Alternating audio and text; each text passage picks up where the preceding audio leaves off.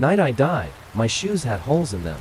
My phone was at 3%, and the rain felt like the sky was personally trying to wash me out of existence. I had just been fired from a job I hated by a manager who called me replaceable while standing under a poster that said everyone mattered. My rent was late. My bank app kept sending me those cheerful red alerts that looked like tiny digital punches. The girl I liked had left me on read for 11 days. Even my umbrella betrayed me. One gust of wind hit it, flipped it inside out, and turned me into the wettest loser on the sidewalk. I stood in the middle of the street, soaked to the bone, laughing like a man who had officially run out of ways to be sad. Then my phone died. That was the final insult. I looked up at the storm and said, "Fine, hit me with everything." The sky answered. A spear of white lightning dropped straight down from the clouds and struck me so hard the whole world vanished. I did not see my life flash before my eyes. No memories, no regrets, no slow-motion slideshow of everything I had wasted. I saw every outlet,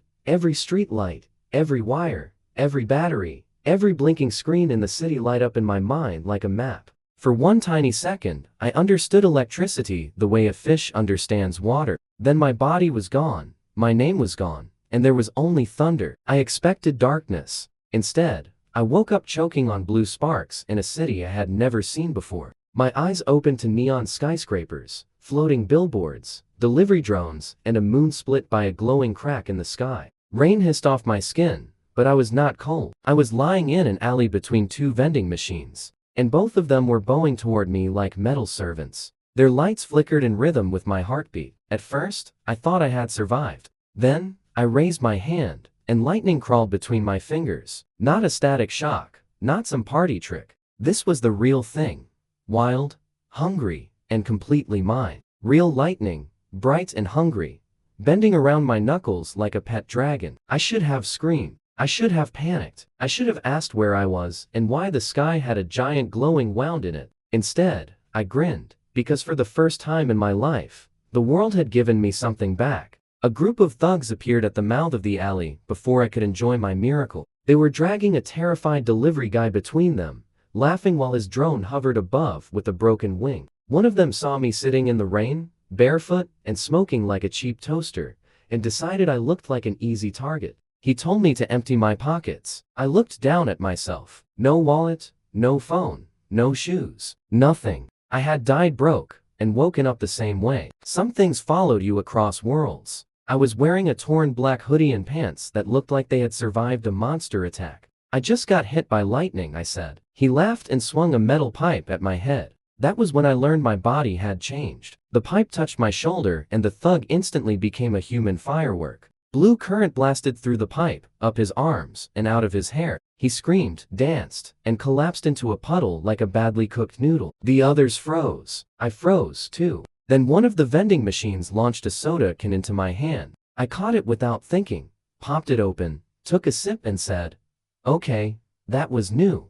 The thugs attacked together. They had knives, stun batons, and one cheap pistol that looked like it had been stolen from a cartoon villain. Before they reached me, the alley lights exploded. Awake, wires ripped out of the walls. The broken delivery drone lifted off with a twitch, spun around, and pointed its little camera at them. My thoughts moved faster than fear. Every battery in the alley became mine. Every circuit listened. The stun batons jumped from their hands and shocked their owners. The pistol jammed as I magnetized its tiny parts into a useless knot. A street light bent down like a metal palm and smacked two thugs into a dumpster. The last one tried to run. I snapped my fingers. His shoes, which had cheap glowing soles, betrayed him. They flashed, locked, and glued him to the wet ground with tiny arcs of electricity. The delivery guy stared at me like I had descended from heaven. I stood up, lightning dripping from my sleeves, and tried to act calm, even though my brain was screaming. "Where am I?" I asked. He said the city was called Aster. Then he asked me what rank I was.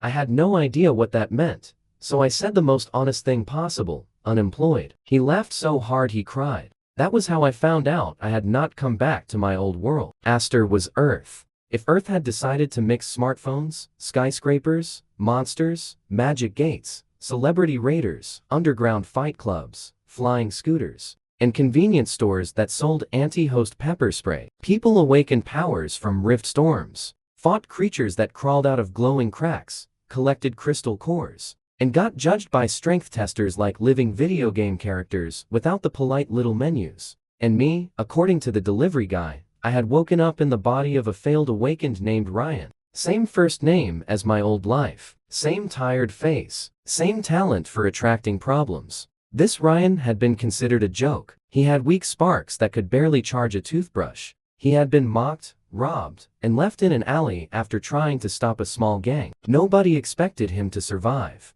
They were right. Ryan died in that alley, forgotten and wet. He did not survive. I did. First place I went was a public awakened training yard because I needed answers and also because the delivery guy told me they gave free food to anyone willing to test their abilities. I would have walked into a dragon's mouth for free food at that point. My stomach felt like it had been dead for longer than the rest of me. The training yard was full of people showing off. Fire users burned targets. Wind users sliced foam pillars. Strength types punched metal plates. Every one of them had nice gear, shiny boots, and that confident look people wear when life has been clapping for them since birth. I walked in smelling like wet pavement. The laughter started before I reached the testing machine. Someone recognized Ryan's face. They called me a dead battery, a walking phone charger, a spark bug. One guy asked if I could maybe warm his coffee if I tried really hard. I almost got mad. Then I remembered I had just turned an alley into a thunder trap with my bare hands. So I smiled. Instructor pointed me toward a black pillar covered in copper rings. It measured raw power by absorbing a hit. People gathered around because everyone loves watching a loser embarrass himself. Screen above the pillar showed low scores from earlier tests. I could tell they expected mine to be even lower. I placed one finger on the pillar. Nothing happened. The crowd laughed. The instructor sighed. I kept smiling because I was not sending power into the pillar yet. I was listening to it. I felt the wires inside. The sensors, the storage cells, the calibration chip, the hidden safety limit. It was not a magical tool to me. It was a nervous little machine begging not to be fed too much. So, I gave it 1%. The pillar screamed. Screen flashed. The copper rings glowed red, then white. Every light in the yard flickered. The vending machines behind the bleachers shot snacks into the air like confetti. Score climbed so fast the numbers blurred. Then the machine coughed smoke and displayed a single set message telling everyone to please step back.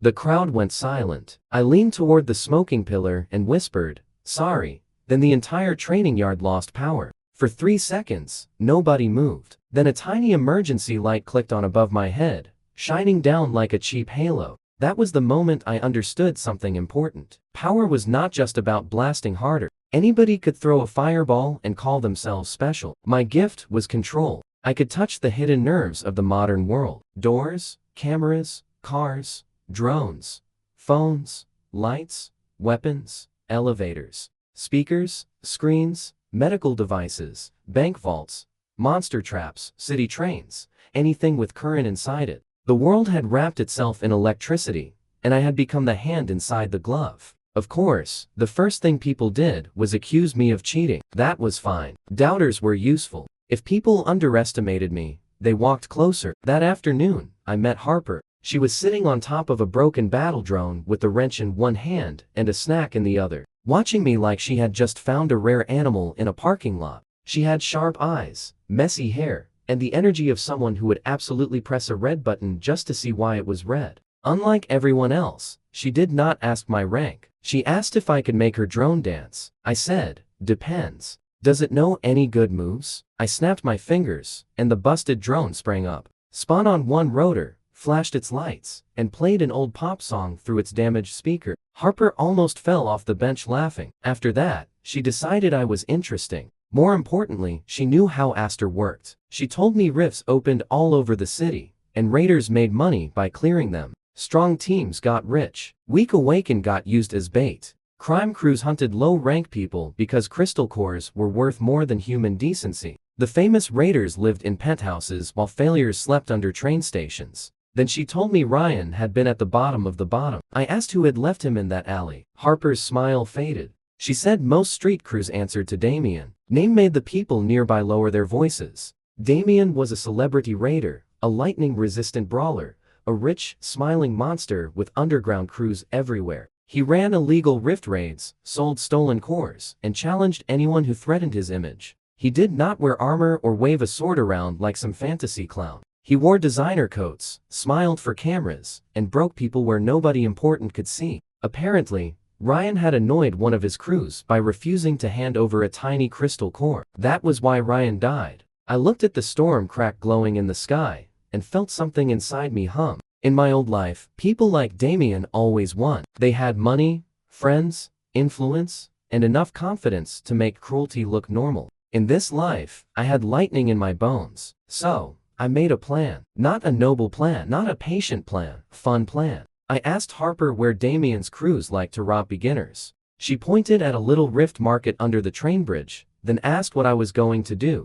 I said, I'm going shopping. At sunset, I was walking through the market with a cheap cloth bag, pretending to be exactly what everyone thought I was. Weak, lost, alone. Stalls sold monster teeth, cracked cores, fake healing drinks, second-hand armor, illegal stun rings, and noodles that smelled powerful enough to awaken their own magic. I bought the noodles first because revenge is important, but hunger is undefeated. Then I bought the brightest little crystal core on the cheapest table and held it up like an idiot with no survival instinct. It worked instantly. 3 men followed me into a service tunnel. One had a shock baton, one had a drone jammer, one had a grin so confident I almost felt bad for him. Almost. They told me to hand over the core. I asked if this was a robbery or a group discount. They did not appreciate the joke. The one with the baton stepped forward and swung at my ribs. I let it hit me. Baton discharged into my body and vanished like a raindrop falling into the ocean. The man stared at his empty battery gauge. I stared back. Then I breathed out, and the tunnel lights became stars. Every bulb burst into blue flame. The rails overhead rang like temple bells. Their jammer sparked, turned on its owner, and played a cheerful warning jingle while shocking him in tiny, embarrassing pulses. Baton melted into a glowing noodle. The third man tried to call for backup, but his phone crawled out of his pocket, floated in front of his face, unlocked itself, and started recording. I smiled at the camera. Please explain why you attacked me first, I said into the floating phone. The camera kept recording, steady and patient. They attacked harder after that. Perfect. I did not throw them through walls. That would have been satisfying, but messy. So I used the service tunnel like a piano and dropped the security shutters behind them. The turnstile arms spun and smacked their knees. Lights flashed in patterns that blinded them without hurting their eyes. Then, I sent a current through the floor just strong enough to make every muscle in their legs give up at the same time.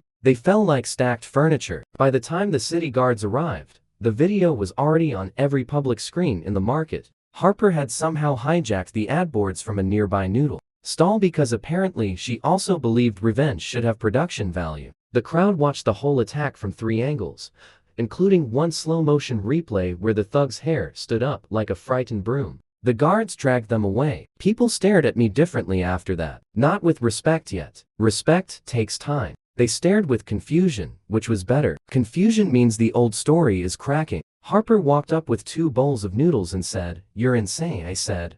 "I prefer educational." She became my first ally that night. Not because I begged. Not because I promised anything. Harper liked clever chaos. And I was apparently a walking thunderstorm with the talent for humiliating criminals in public. She offered to help me learn the city if I helped her rebuild machines no one else could fix. I agreed because she had a workshop, snacks, and enough broken gadgets to teach me what my power could really do. Her workshop was above a laundromat that never closed. The place smelled like detergent, motor oil, and fried noodles. Broken drones hung from the ceiling. Batteries sat on shelves like sleeping animals. Old arcade cabinets lined one wall, and every one of them turned on when I walked in, welcoming me with 8-bit music. For the next week, I trained there. By trained, I mean, I broke reality in increasingly stupid ways until Harper stopped screaming and started taking notes. I learned I could drain batteries without touching them. I could charge a dead phone by pointing at it. I could read data as tiny pulses if I focused hard enough. Not words exactly,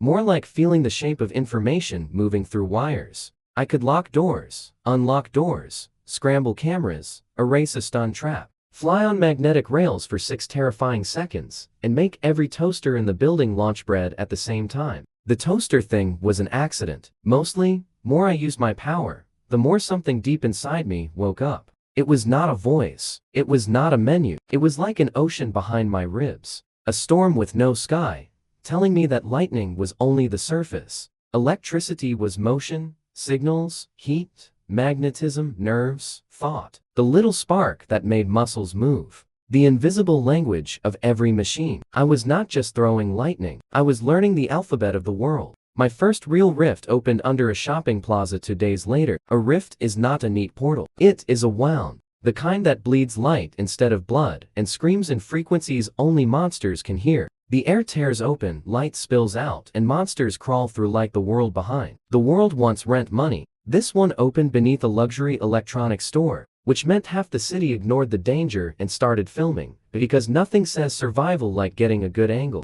Team of flashy raiders arrived first. They wore matching jackets, carried expensive weapons, and laughed when Harper pushed me forward. One of them asked if the phone charger was here to help. I looked at the electronics store behind him. Rows of televisions, security cameras, display phones, speakers, electric shutters, drones, and glass cases, charging cables everywhere. I almost thanked him for choosing the battlefield. Monsters came out as black dogs made of smoke and bone, with teeth that flashed like broken glass. The raider team charged in with practiced confidence. They lasted 19 seconds before one got bitten. One dropped his weapon, and one ran behind a perfume kiosk. People screamed. I stepped forward. The nearest monster lunged. I raised my hand, and every television in the store turned on at once, blasting white light into its eyes. The creature twisted midair. I used the magnetic coil inside a display speaker to yank a metal shelf across the floor, clipped the monster in the ribs, then fired a needle-thin bolt through its skull. It exploded into smoke and a crystal core. The crowd went quiet. Then the rest of the pack rushed me. That was when things got ridiculous. I ripped open the store shutters without touching them.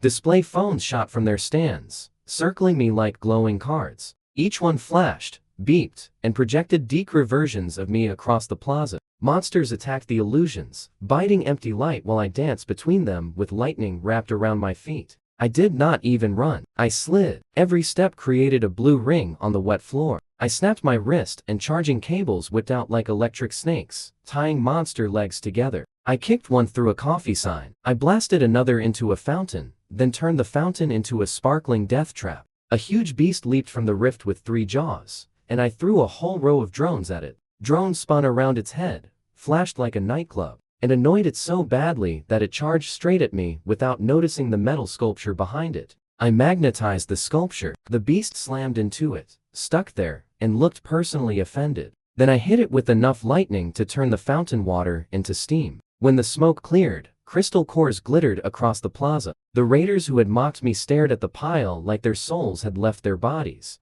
I picked up one core, tossed it to Harper, and said, "How much is dog smoke worth?" That video spread faster than a rumor in a high school cafeteria. By morning, everyone in Astor had seen the weak spark from the training yard turn a rift pack into a light show. Half the comments said I was a fraud using hidden gear. Half said I was dangerous. Very loud group insisted I was still weak and got lucky. That last group was my favorite. Lucky people get challenged. Powerful people get avoided. I needed challenges. Crystal core sold for good money, but money alone was not enough. I had died broke once. I refused to become some rich idiot with a bigger apartment and the same fear inside his chest. I wanted control. I wanted height. I wanted to stand so far above the people who laugh that they had to hurt their necks looking up. So, I made another plan. Astor had an underground racing scene where raiders tested enchanted vehicles in abandoned highway loops. The prizes were huge. The danger was worse. The champion was Riley,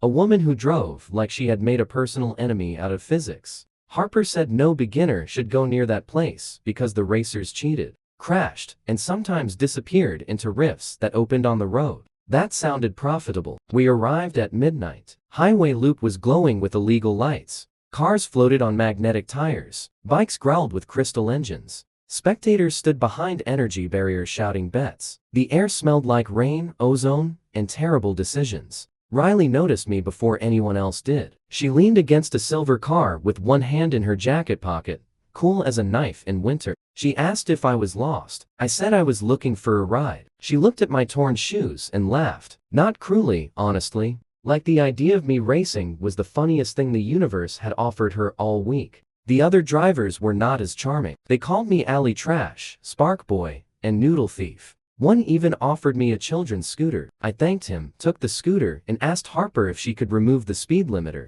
Harper stared at me. The crowd stared at me. Riley laughed again.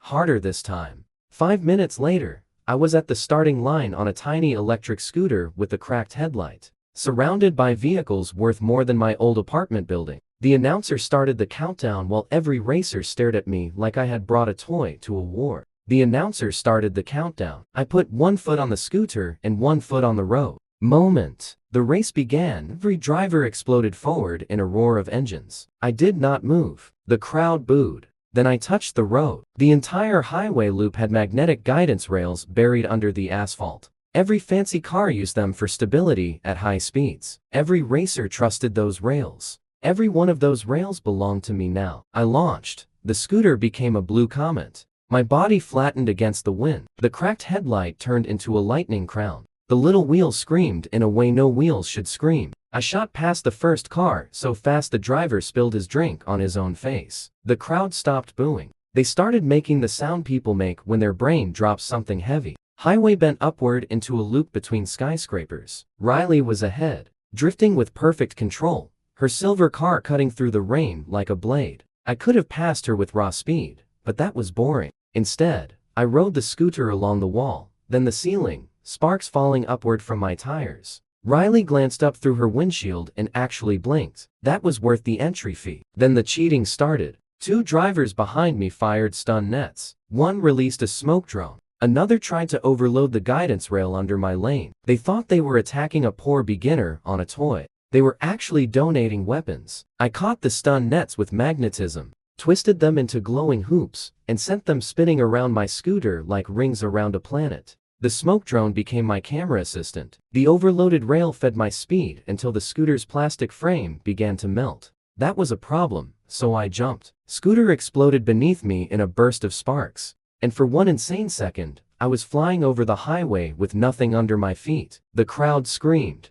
Harper definitely screamed. Riley looked up, and even she seemed worried. I reached out to every car around me. Their engines hummed, their batteries sang, their magnetic tires pulled against the road. I made the electricity between them into steps. Glowing platforms flashed under my shoes, one after another, and I ran through the air, over the racetrack, like the storm itself had built me a staircase. I landed on Riley's hood. She did not crash. That was when I decided I liked her. She glared through the windshield and shouted something I could not hear over the rain. I pointed forward. A rift tore open on the final curve. This was not part of the race. The air split and a massive centipede made of black metal crawled onto the highway, blocking every lane. Cars swerved. People screamed. The announcer choked on his own hype. The cheating drivers panicked and nearly slammed into the barriers. Riley did not slow down. I did not either. She drove straight at the centipede. I stood on her hood, raised both hands, and pulled power from every vehicle in the race. Headlights dimmed, engines coughed, batteries drained. Stolen current gathered above me into a rotating spear of lightning so bright the rain turned silver. The centipede opened its jaws. I threw the spear, punched through the monster, split it from head to tail, and nailed it to the highway with a thunderclap that rattled every window for 3 blocks. Riley drove through the falling pieces without blinking, and crossed the finish line first. Technically, she won. The crowd did not care. They were chanting my name. Riley stopped the car, stepped out, looked at the destroyed scooter, the dead monster, the stunned drivers, and me standing on her hood like an idiot. Then said, "You owe me a car wash." I said, "You owe me half the price." She smiled. That night, Riley became the second person to stand beside me. Not because she was impressed by strength. She had seen plenty of strong people. She joined because I made danger fun and made cheaters look stupid. Riley hated people who rigged the road and still called themselves winners. I hated them too. With Harper's machines, Riley's speed, and my lightning, we started clearing rifts faster than teams with 10 times our resources. We did not wait for perfect conditions. We made conditions. If a monster hid in darkness, I turned the wiring in the walls into a sun. If a beast moved too fast, Riley drove circles around it until it chased her into my traps. If a rift had no electricity nearby, Harper launched battery drones that carried enough charge to wake a building. The money started coming in. Not old life money where you work all week and wonder if groceries count as luxury. Real money, core money, Award money, viral money from Harper's videos. Riley's racing fans bought anything with a lightning logo on it. People paid just to watch me charge an entire parking lot full of dead cars by walking through it with my hands in my pockets. I bought shoes first. Then I bought a coat that did not look stolen from a flood victim. Then I bought Harper a proper drone bench and Riley a replacement car because the first one had developed a permanent smell of fried centipede. Then we bought the top 3 floors of an old hotel near the Rift District. I named it the Storm House because I had no talent for subtlety. Storm House became our base. Harper turned 1 floor into a workshop. Riley turned the roof into a landing pad and a legal practice track. I turned the basement into a charging chamber where lightning crawled across the walls like living vines. The hotel signs had been dead for years, but when I walked in, every letter lit up blue. People started showing up. Some wanted protection.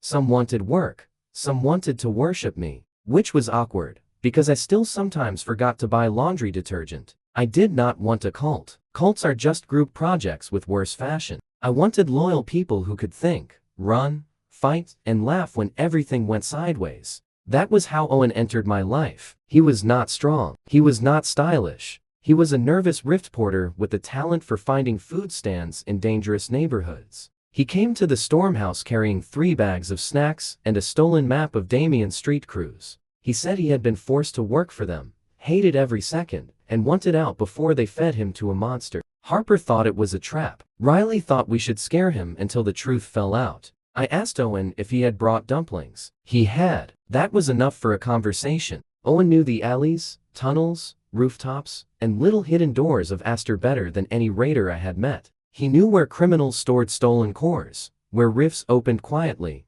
where people disappeared, and which noodle shop served broth strong enough to revive a dead man emotionally. He was terrified of everything, which made him extremely useful because brave idiots missed traps that scared people noticed from 2 blocks away. He became my first sideman, though he insisted on calling himself a logistics specialist because it sounded less like he might get punched. Our next big problem came from a hospital rift. It opened under a medical tower during a storm, trapping patients on the upper floors while shadow insects crawled through the vents. The official raid teams were delayed by traffic and fear disguised as caution. People gathered outside, filming the windows where emergency lights flickered red. I felt the building from across the street. It was alive with electricity, elevators, heart monitors, surgical tools, backup generators, locked doors, oxygen pumps, camera lines, fire alarms. A normal raider would see walls and monsters. I saw a nervous body made of circuits, and every nerve was screaming.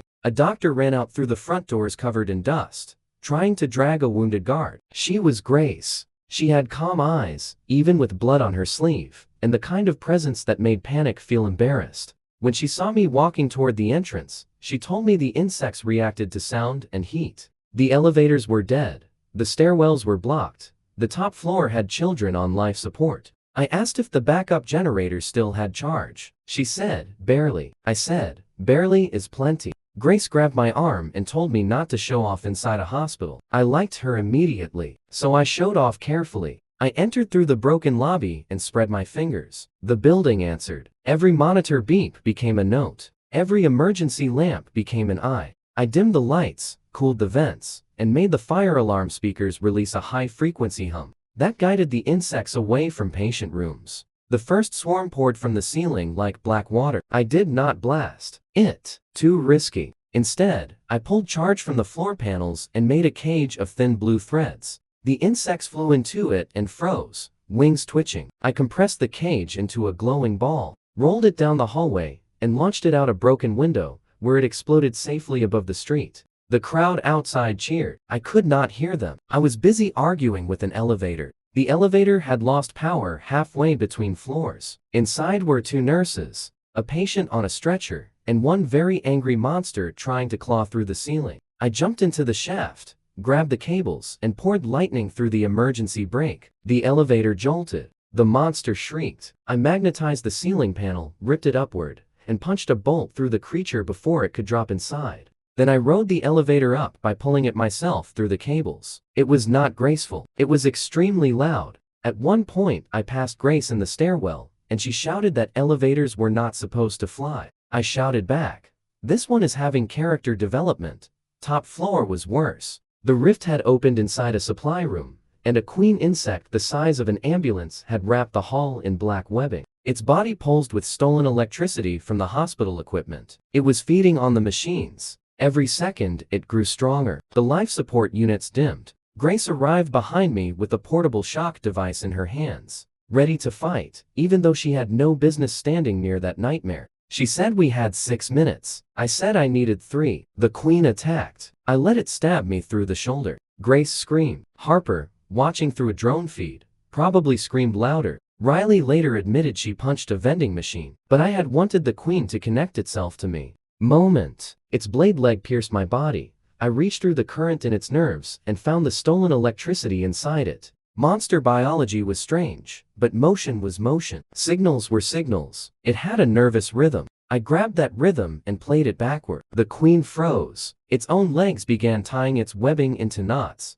Tried to scream, but I made the hospital speakers scream first. A focused pulse blasted down the hallway, stunning every insect left in the vents. Then I pulled the stolen power out of the queen one thread at a time and sent it back into the life support machines. Lights returned. Monitors steadied. The queen shrank, withered, and collapsed. I stepped over it, bleeding sparks instead of blood. Grace stared at my shoulder as the wound closed in flickers of blue light. She whispered, "What are you?" I wanted to say something cool. Instead, I said, honestly, still figuring that out. Grace became our fourth that night. She did not join because of money or thrill. She joined because she saw what my power could do when it was controlled instead of thrown around. She wanted to keep people alive during rifts. I wanted someone around who would stop me from turning every problem into a thunder festival. It was a good balance. With Grace at the Stormhouse, our raids changed. She taught me how dangerous electricity could be to normal bodies, and I learned how to make my lightning precise enough to restart a heart without frying a rib cage. She hated when I called it divine defibrillation. Harper loved the name. Riley put it on a jacket. Grace threatened all of us with a medical lecture. For a while, life became almost good. That should have warned me. Damien finally noticed me properly after the hospital rift. Not as a street rumor, not as a viral joke, as a threat. He appeared on a morning broadcast, smiling under perfect studio lights, praising brave young raiders while carefully suggesting that reckless unknowns could endanger the city. He did not say my name at first. He did not need to. The footage behind him showed my lightning, my coat, my face, and just enough of the hospital to make people nervous. Harper threw a wrench at the screen. Owen dropped his breakfast. Riley asked if we were going to punch him. Grace said, "Absolutely, not on live television." I watched Damien smile and felt the old memory of being powerless crawl up my spine. Men like him do not always attack with fists. They attack with stories. They make you look unstable, dangerous, lucky, fake. They convince the crowd to doubt what they saw with their own eyes. In my old life, I would have yelled at the screen and lost. In this life, I smiled back. Damien wanted me to look reckless, so I decided to become the safest disaster Astor had ever seen. For the next 2 weeks, we cleared rifts with cameras everywhere. Not hidden cameras, obvious ones. Harper built floating drones shaped like tiny storm clouds. Owen placed them at every angle. Grace narrated injury prevention with the enthusiasm of someone forcing the world to learn. Riley rescued civilians with style so unnecessary it became a trend. I fought like a lunatic with perfect control. When a fire rift opened in a subway station, I absorbed the power from the train rails, lifted an entire train 2 inches off the track, slid it backward to safety, and trapped flame lizards inside a ring of flickering ticket gates. When a rift opened in a mall arcade, I took command of every game cabinet, made pixel dragons distract real goblins, and defeated the boss monster by dropping a giant claw machine on its head. In a warehouse, Rift released invisible spiders. I filled the air with static dust and revealed them as glowing outlines, then made them march into shipping containers like embarrassed pets. Every attack became a lesson. Every rescue became a show. Every doubter became free advertising. People started calling me the Storm King, which sounded dramatic and also made Grace roll her eyes so hard I worried about her health. I did not correct them. A name is a weapon if the crowd sharpens it for you. Money poured into the Stormhouse, not through boring meetings or fancy promises, through cores, rescues, races, videos, and people who wanted our help because we actually showed up. We upgraded the base. Harper built a wall of screens that tracked rift activity. Riley built a garage full of vehicles that should not have been legal in any dimension. Grace built a clinic. Owen built a kitchen and somehow made it the most important room in the building. I built a throne out of stolen batteries as a joke. Then I sat on it during a live stream while charging 500 phones at once and answering viewer questions. That made more money than clearing a low-level rift. I hated and loved that equally. But success attracts followers, and followers attract parasites. One night, a group of raiders arrived at the Stormhouse smiling too hard. They claimed they wanted to join. Their gear was polished, their words were flattering, and their boots had fresh alley mud from Damien's territory. Owen noticed first. He always noticed mud. I welcomed them in. Harper looked at me like I had lost my mind. Riley rested one hand near her keys. Grace quietly moved the clinic patients to the back rooms. Fake recruits spread through the lobby, pretending to admire the place while planting tiny crystal bombs under tables, behind vending machines, and near the main generator. They thought our cameras were disabled. They thought Harper's drones were decorations. They thought I could only sense electricity, not the little heartbeat of unstable crystal triggers. I let them finish. Then I turned on the karaoke machine. A cheerful song started blasting through the lobby speakers. The fake recruits froze. I stepped onto the staircase above them, holding a microphone I did not need. I said, "Welcome to orientation."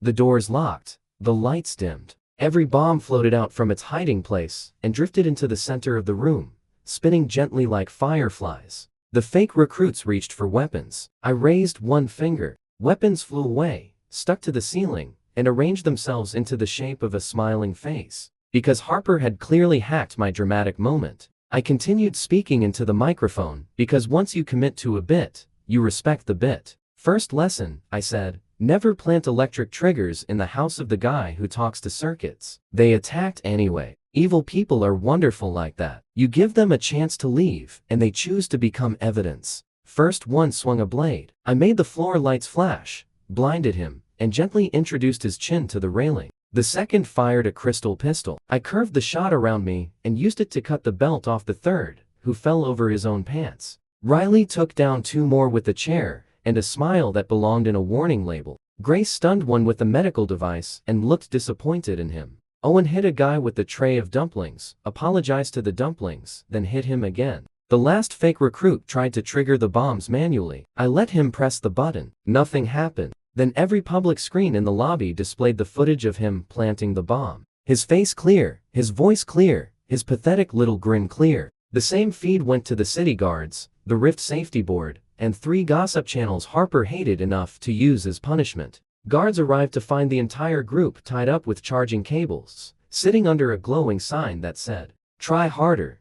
Damien's smile on television became a little tighter after that. Mine became wider, but the next challenge was not Damien. It was hunger, not mine. Later, a massive rift opened in the old industrial district, swallowing an entire food storage complex. Monsters poured into the warehouses and contaminated the supplies. Prices jumped overnight. People panicked. Smaller crews tried to clear the area, but the rift kept spitting out armored boars made of stone and sparks. Their hides reflected normal attacks. Their tusks carried enough charge to fry a truck. The city needed those warehouses back. Damien announced he would handle it with his elite team. Then he waited. He waited while prices rose. He waited while people got scared. He waited until cameras gathered and everyone begged for his rescue. That was his style. Create a stage, then enter like a savior. I hated it, so I entered first. Owen guided us through drainage tunnels into the complex before sunrise. Harper's drones carried battery packs. Riley drove a cargo truck through a hole in the fence and called it stealth.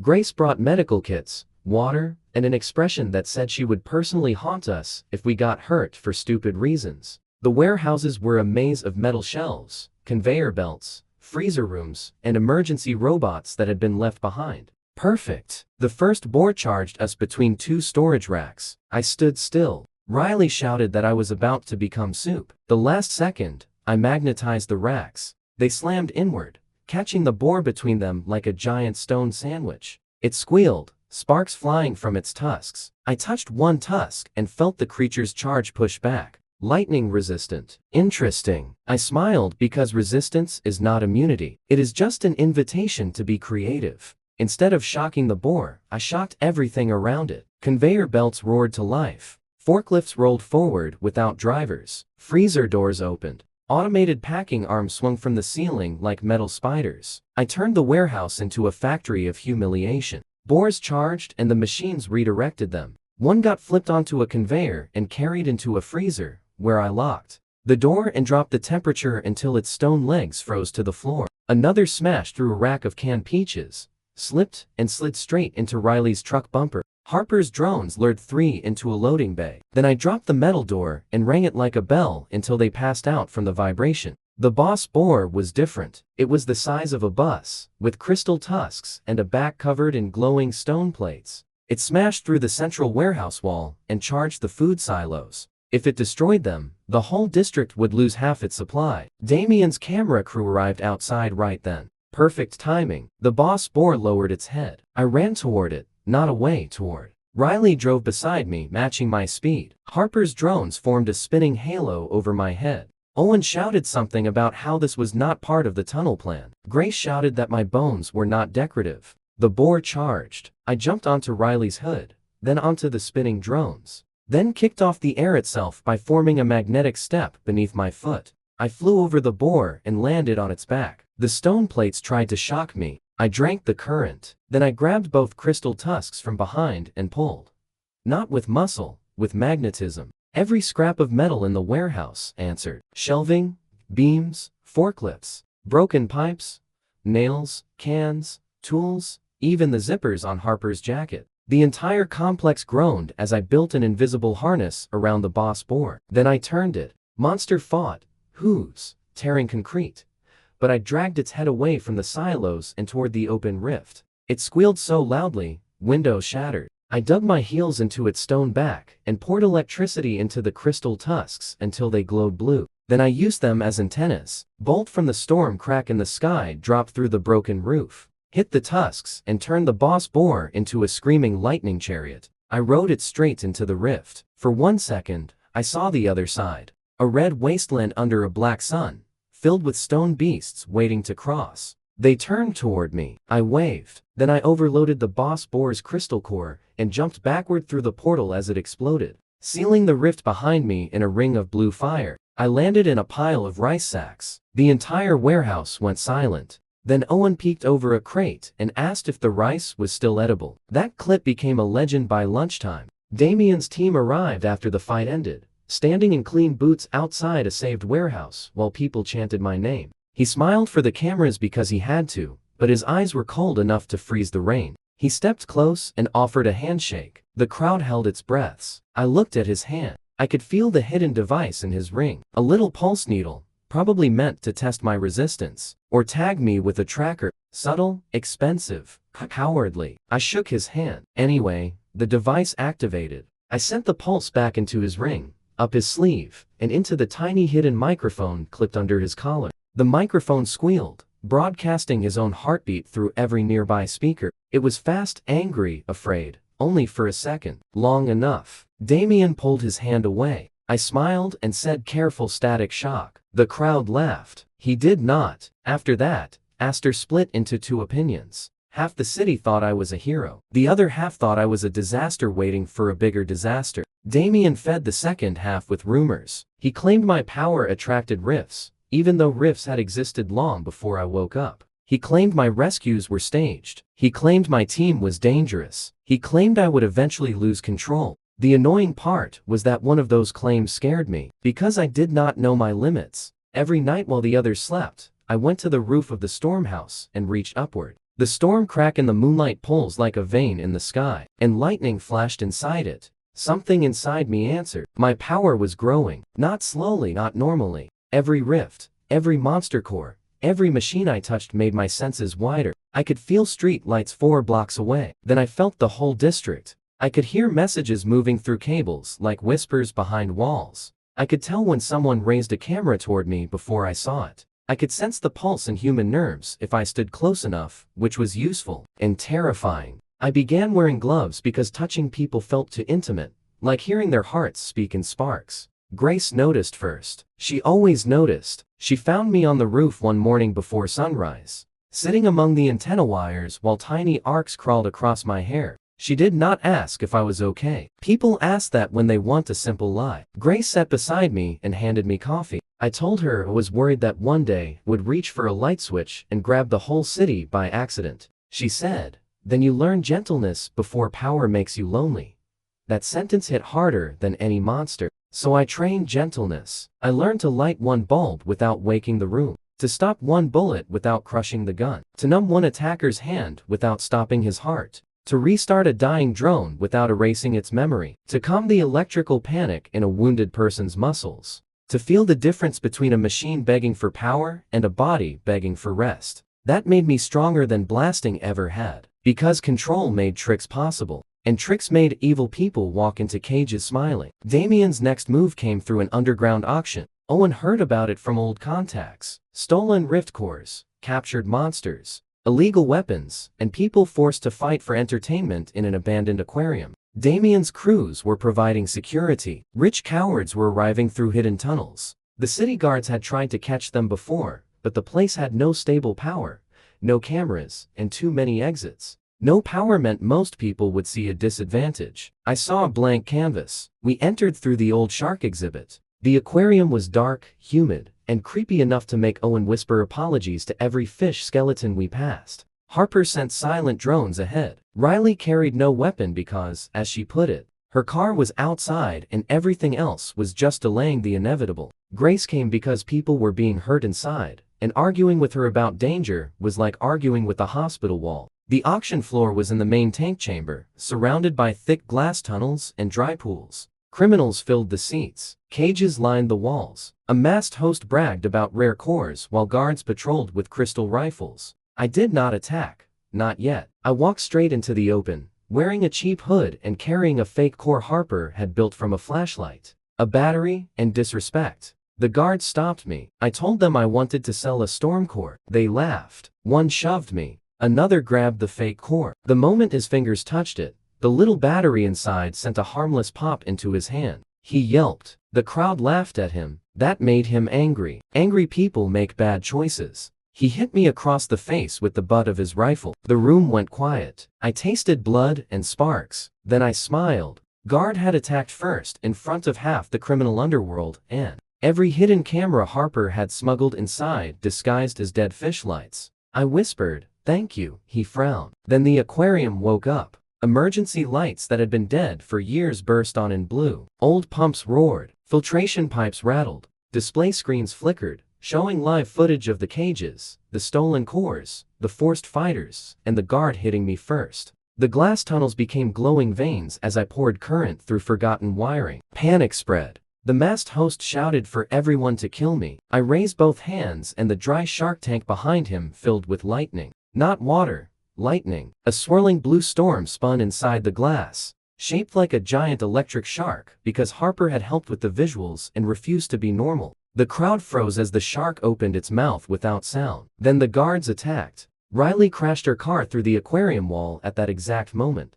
I had not told her to do that. I should have expected it. Her headlights cut through dust. She drifted around the auction floor, knocking weapons from hands with the car's side mirror, like she was playing a very expensive sport. Grace ran to the cages, using my current to pop locks without sparks near the prisoners. Owen guided people toward exits, somehow holding a snack bag the entire time. I handled the guards. Crystal rifles fired. I bent the shots into the ceiling. Shock nets flew. I turned them into glowing butterflies that wrapped around their owners. One brute charged me with a hammer. I magnetized the hammer to the floor, watched him flip over it, and gave him a tiny applause from 3 floating flashlights. The host tried to escape through a glass tunnel. I let him get halfway. Then I lit the tunnel around him, and the electric shark illusion swam straight at his face. He screamed, slipped, and crawled back into the auction chamber where city guards were already storming in through every exit thanks to Harper broadcasting the location. The criminals were dragged away in wet shoes and expensive outfits, which felt poetic.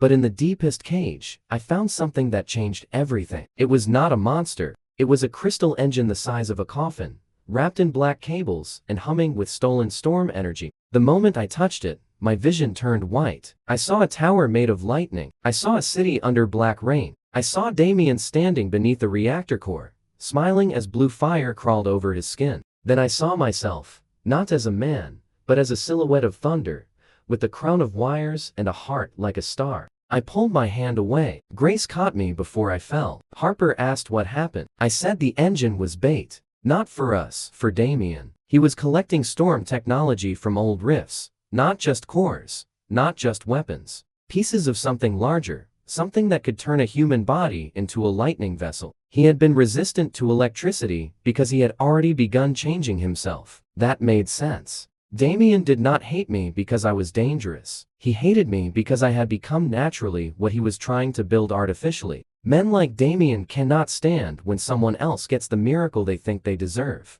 City praised us after the aquarium raid. Guards took credit. Channels argued. People made electric shark memes. The rescued fighters came to the stormhouse and bowed so deeply I felt uncomfortable. I told them not to bow. Riley told them to bring food next time. Owen agreed to quickly. But behind the jokes, we prepared. Harper studied the crystal engine. Grace studied my changing body. Riley pushed our vehicles beyond sanity. Owen mapped every Damien route he knew. I trained until the roof tiles melted under my feet. My power evolved again. I learned to become current. Not fully at first, just a hand, then an arm, then my whole body for a blink. I could dissolve into lightning, jumped through a wire, and reformed near the other end. First time I tried it, I came out of a toaster, knocked over a chair, and scared Owen so badly he threw a sandwich at me. The second time, I traveled through the stormhouse security line from the basement to the roof in one breath. The third time I entered a phone. That was awful. Phones are crowded little cities full of notifications. Photos,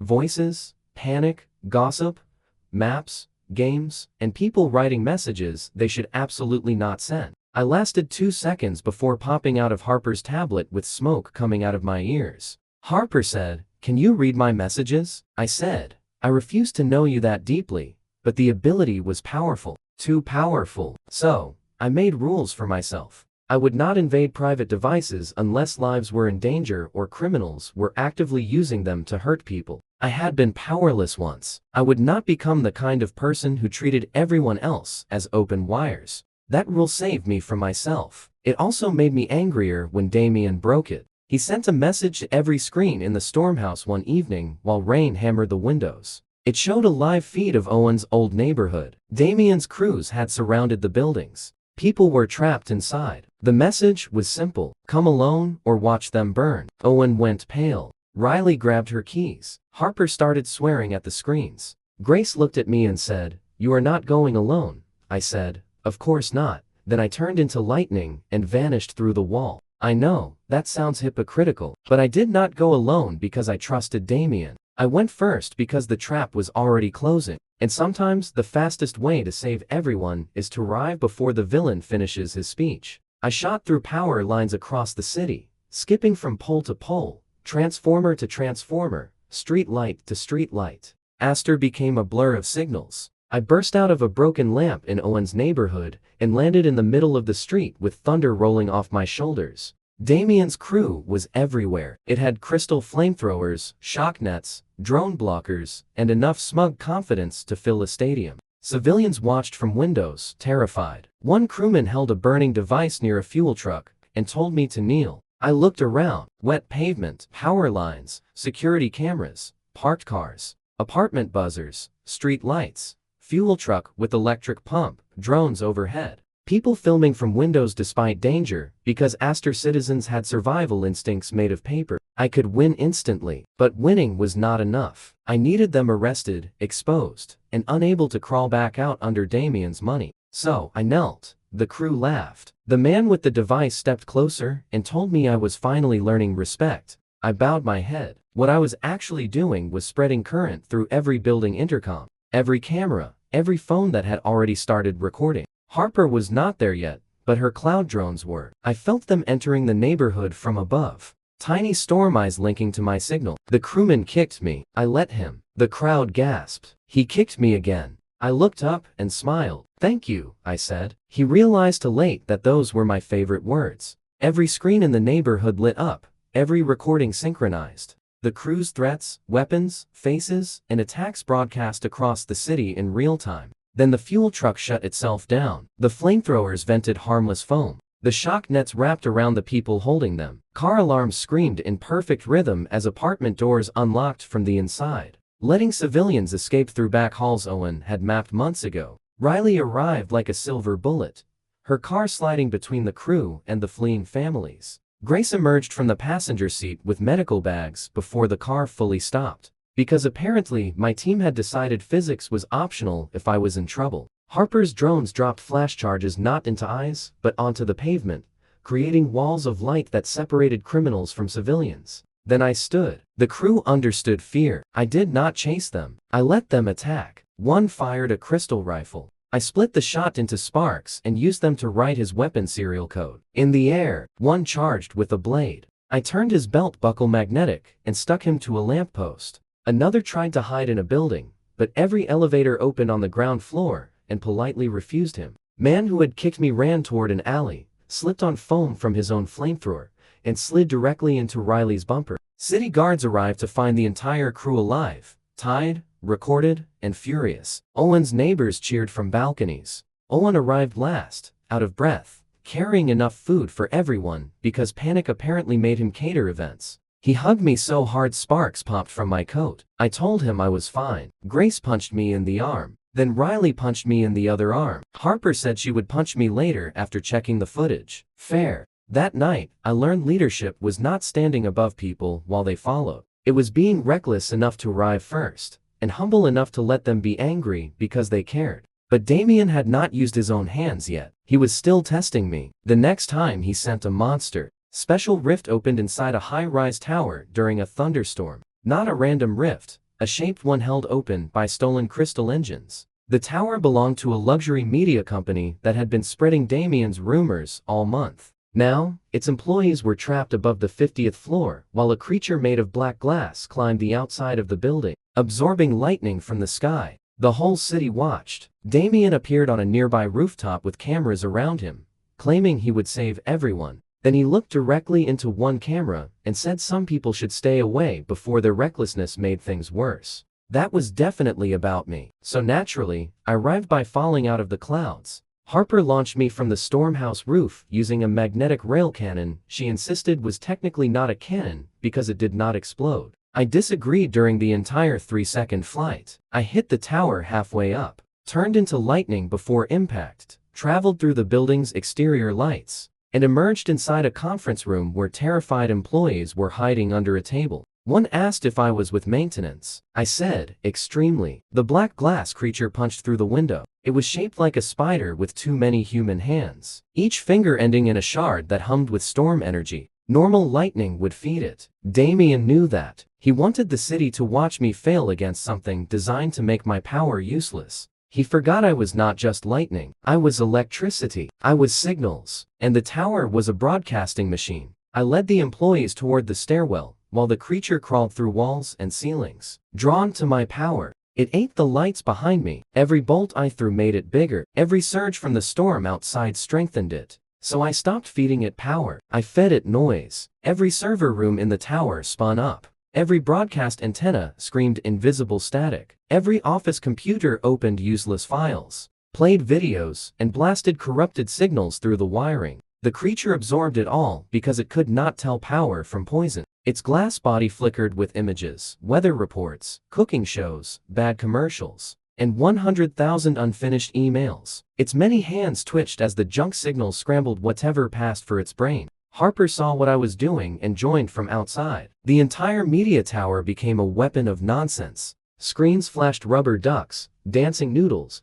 and a slow-motion clip of the thug from my first tunnel fight getting shocked by his own shoes. The creature staggered like a drunk mirror. I laughed so hard I almost got stabbed. Then Damien made his move. His team entered from the roof, not to help, but to claim the kill. They fired crystal anchors into the creature, trying to bind it for Damien's final strike. The anchors pierced it, and for a second, the crowd below cheered. Then the creature absorbed the anchor energy and doubled in size. Damien's smile cracked. Spiders smashed through 5 floors, sending glass raining over the street. I caught the falling shards with magnetism and suspended them in the air like a glittering storm. Riley drove below, weaving through traffic, catching civilians behind her car's shield field. Grace coordinated evacuations from the lobby. Owen somehow convinced a food truck to help block a street. I stood on the edge of the broken tower, facing the giant glass spider as it climbed toward the roof. Damien shouted that I could not shock it. I shouted back, "I know."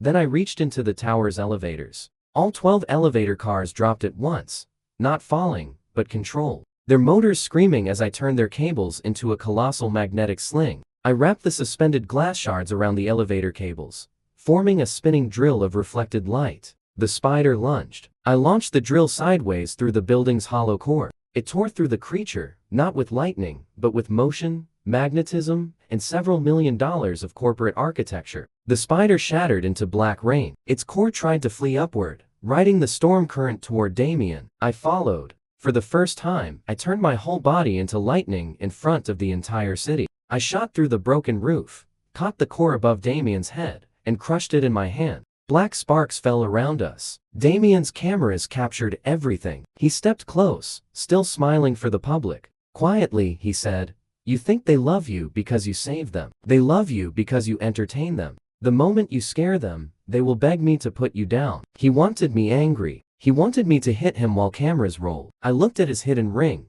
his pulse needle, his perfect coat, his hungry eyes. Then I leaned toward the nearest camera and said, "Does anyone know a good window repair guy?" The crowd below erupted in laughter and cheers. Damien's jaw tightened. I walked away. That victory changed my life again. The top raider crew stopped mocking me openly. Companies that had ignored us sent gifts. Restaurants offered free meals. Strangers asked for photos. Little kids ran around wearing toy lightning gloves that Harper swore she had not designed, then admitted she had designed, then claimed it was research. The Stormhouse became more than a base. It became a symbol. People came when they were scared. Small awakened trained on our roof. Mechanics brought broken rescue drones to Harper. Injured raiders came to Grace. Drivers challenged Riley and left humbled. Owen fed everyone and somehow became the most beloved person in the building. And me, I became rich. Not quietly rich, ridiculous rich. I bought an electric motorcycle that could climb walls, then immediately crashed it into a billboard. Because wall climbing is harder than it looks.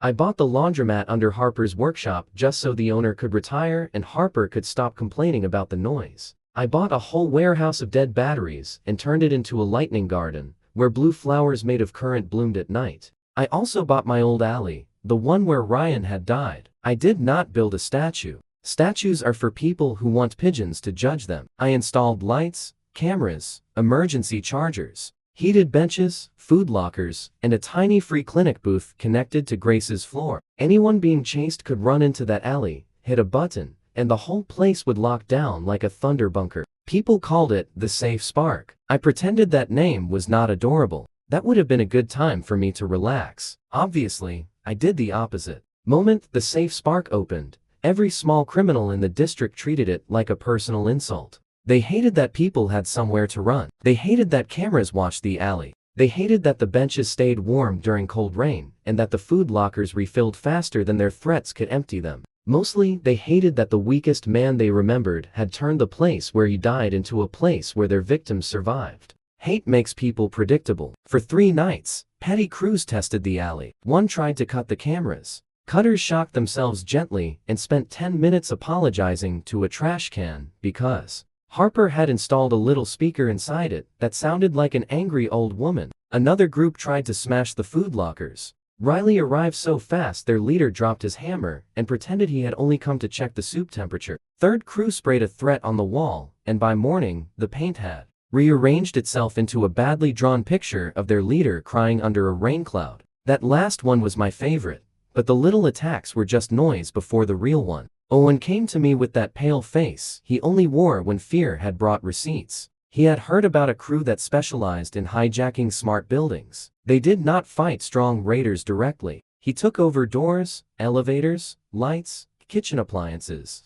baby monitors, cars, anything with a circuit, then used the chaos to rob people while pretending the rift storms had caused it. They had laughed at the Safe Spark. They said it was cute, that I thought cameras and locks could protect people from professionals. I almost felt insulted for the cameras. Harper wanted to trace their signal and fry their equipment. Riley wanted to drive through their front door, wherever it was. Grace wanted me to remember that buildings contained innocent people, and that my solution should not involve turning an apartment complex into a toaster. Owen wanted to move all the dumplings somewhere safe, which was how I knew he expected a serious fight. I told them we would not chase the crew, we would invite them. So, I made the safe spark look weak. For one rainy afternoon, the alley cameras flickered. The emergency door buzzed incorrectly. The food lockers opened late. The heated benches went cold. The free clinic booth displayed an error symbol. People complained. Criminals watched. Rumors spread that my little sanctuary only worked when I was nearby, and that I had been too busy playing hero across the city to maintain it. Of course, every glitch was fake. Harper hated making her own machines look broken. She said it felt like asking a genius to wear clown shoes. I told her clown shoes were tactical if the enemy tripped over them. She threatened to replace my bedroom lights with romantic thunder effects and then actually did it for 2 nights. The crew came after sunset. They did not walk in with weapons raised. They were smarter than the usual alley idiots. They arrived as ordinary people carrying umbrellas, delivery bags, repair kits, and empty faces. Their leader did not get a name because I refused to make criminals sound more important than they are. But he had a calm smile and gloves full of control crystals. He touched the clinic booth and his signal slid into the alley like a knife. I felt it immediately. It was cold, sharp, and arrogant. Signal tried to open my cameras, blind my locks, shut down the lights, and unlock the food lockers. It expected resistance. It expected firewalls. It expected a battle of machines. It did not expect me to let it in. I opened every door. Crew leader smiled wider. He thought he had won. His people spread through the alley, pulling out shock knives and compact crystal pistols. Civilians inside the safe room saw the doors open and panicked. But Grace was already with them, calm voice, low and steady through the intercom. Riley waited behind the back gate with her engine silent. Owen crouched beside the food lockers, holding a pan like a shield and whispering apologies to future snacks. I stood at the center of the alley, under the rain, hands in my pockets. The leader looked at me and said, "I should have hired better security." I said I did. Then every vending machine in the alley bowed. He blinked. Before he could understand, the machines fired soda cans at his crew like aluminum hail. Not hard enough to break bones. Hard enough to break confidence. Umbrellas flipped inside out. Repair bags exploded. One guy took a grape soda to the forehead and made a sound no warrior should ever make. The crew attacked. That was what I needed. Cameras that had seemed dead opened their eyes. The clinic booth recorded the first weapon draw. The bench lights caught every face. The old alley signs flashed live footage to 3 public boards nearby, then to 10, then to every screen Harper could reach without making Grace call it excessive. The crew had entered as ghosts. They became entertainment in 5 seconds. Their leader snarled and pushed his control crystals harder. The alley obeyed him, or it looked like it did. He made the emergency door slam shut on civilians trying to escape. Except I had already moved the civilians through the back passage. So the door only trapped 3 of his own people inside a room full of medical foam and Owen's emergency soup stock. He made the lights go dark. Except the darkness hid Riley's car as it rolled silently through the rain and parked behind them like a silver predator.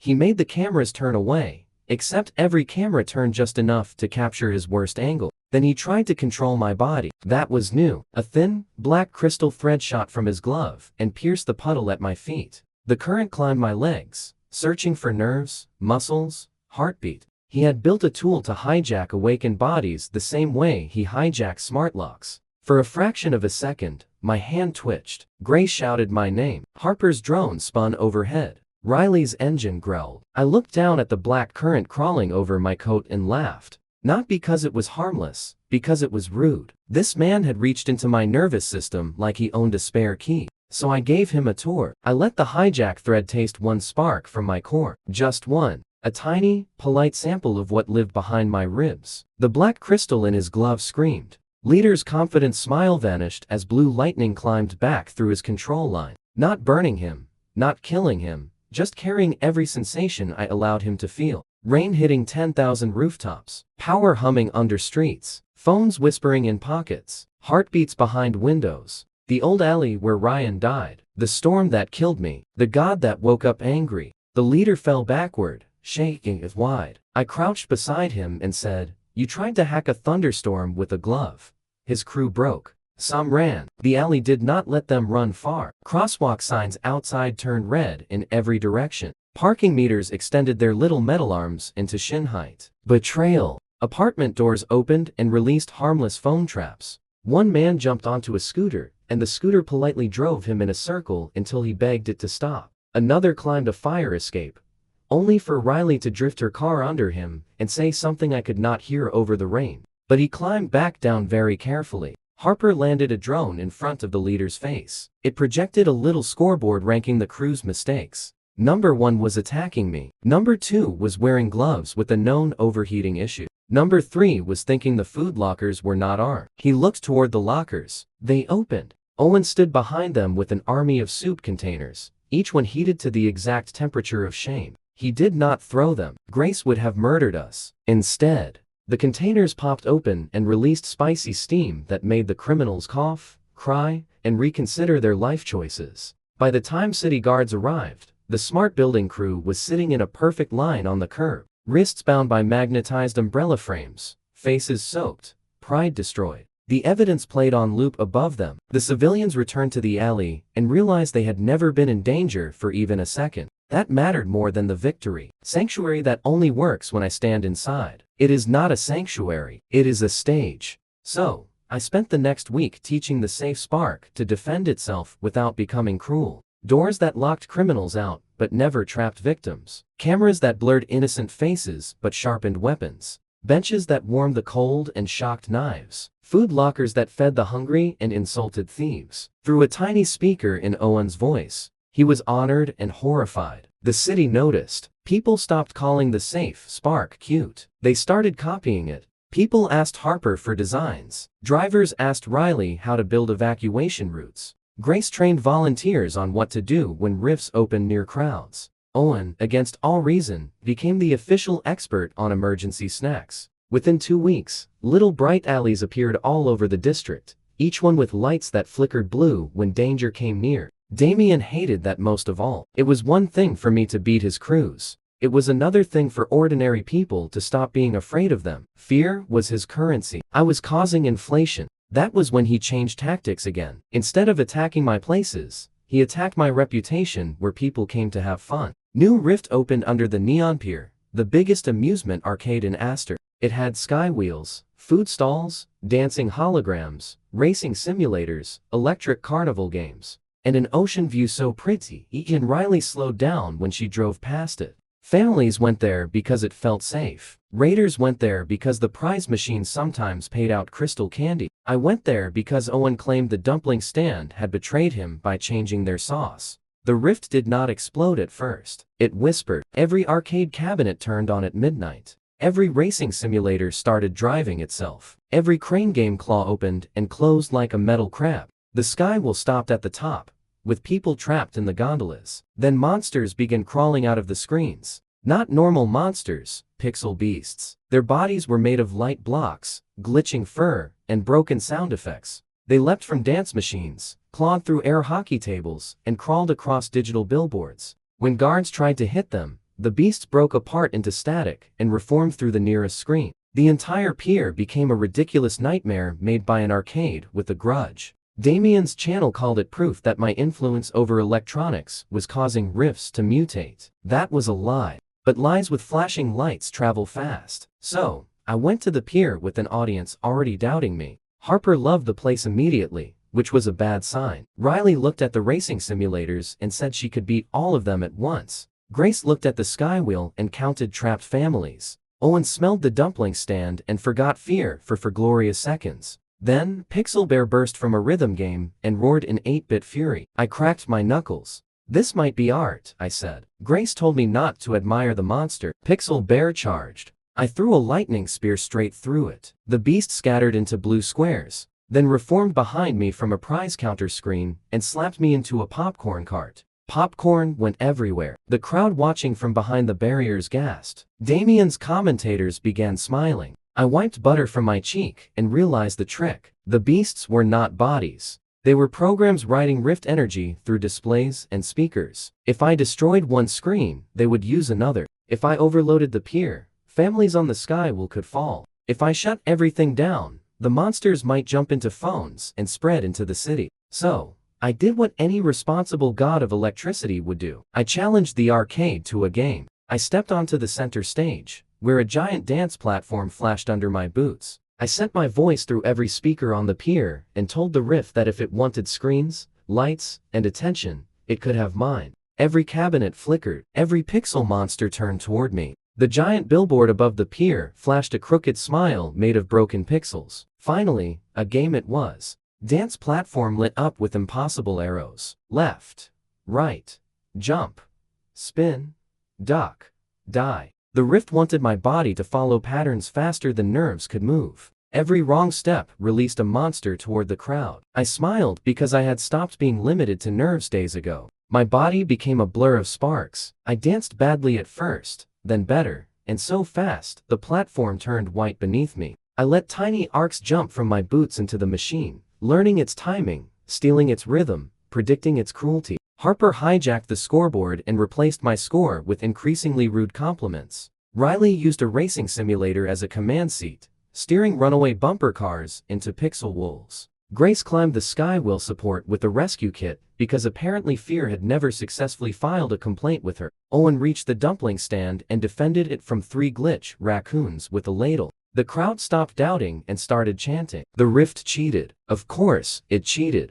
Billboard's smile opened and a giant pixel dragon unfolded from the pier lights. It had wings made of advertisements, claws made of ticket counters, and a tail that dragged sparks across the ocean. It breathed a beam of corrupted static at the skywheel. I moved first. I turned every loose ticket on the pier magnetic. Thousands of prize tickets flew into the air like paper birds, then wrapped around the static beam. Useless by themselves, perfect when each ticket carried a hair-thin electric charge. Beam split across them, diffused, and rained harmless sparks over the water. The dragon screamed in modem noises. Riley shouted that it sounded like Owen ordering food through a bad connection. Owen from the dumpling stand shouted that this was hurtful but accurate. I jumped from the dance stage to a light pole, from the light pole to a drone, from the drone to the skywheel. My hand touched the wheels, main motor, and the entire structure became an extension of my arm. I spun it slowly, safely, bringing the trapped gondolas down one by one, while the dragon clawed toward me.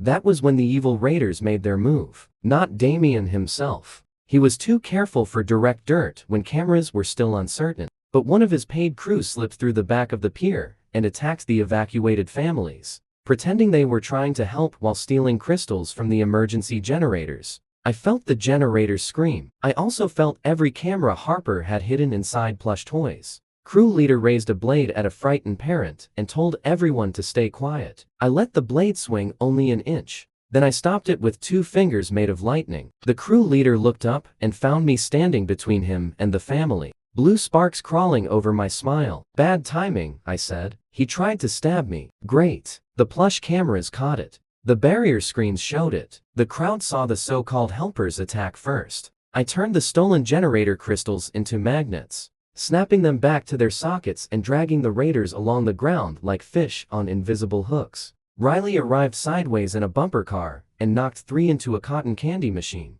Harper made the machine wrap them in pink sugar until they looked like embarrassed furniture. Grace refused to waste medical tape on criminals who had been defeated by dessert. With the family safe, I focused on the dragon. Rift had grown angry. It pulled every remaining pixel beast into itself, becoming a massive glowing serpent coiled around the pier. Screens shattered, speakers screamed. The ocean below rose in electric waves. I could not chase it through every display, so I gave it one screen big enough to trap it. I reached into the sky, wheel, the billboards, the arcade cabinets, the hologram projectors, and every phone held up by the crowd. I did not enter the phones. I asked for light, nothing more. One by one, people raised them. Blue-white glow joined above the pier, forming a giant square of living electricity in the sky. The serpent saw the brightest screen in Aster and lunged. I snapped my fingers. The screen became a cage. Its borders folded inward, a 4-sided prison of pure current.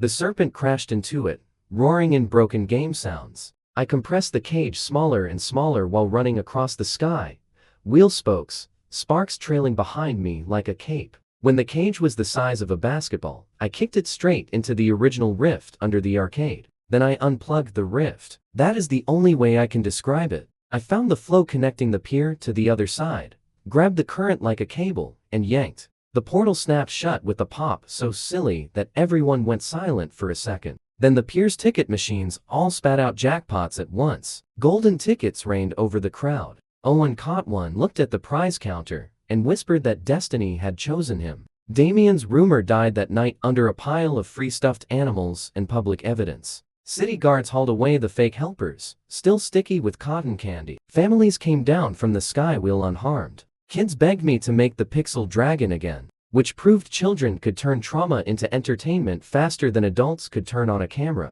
Harper kept one pixel scale that had hardened into a tiny crystal. Riley won every racing simulator before we left. Grace made me sit down while she checked my pulse, then got annoyed because my pulse sounded like a drum solo. Owen returned from the prize counter carrying a plush dumpling larger than his torso and declared the pier forgiven. I should have felt victorious. I did, but I also felt something else during the fight. When I grabbed the rift cable and unplugged it, the other side had tugged back.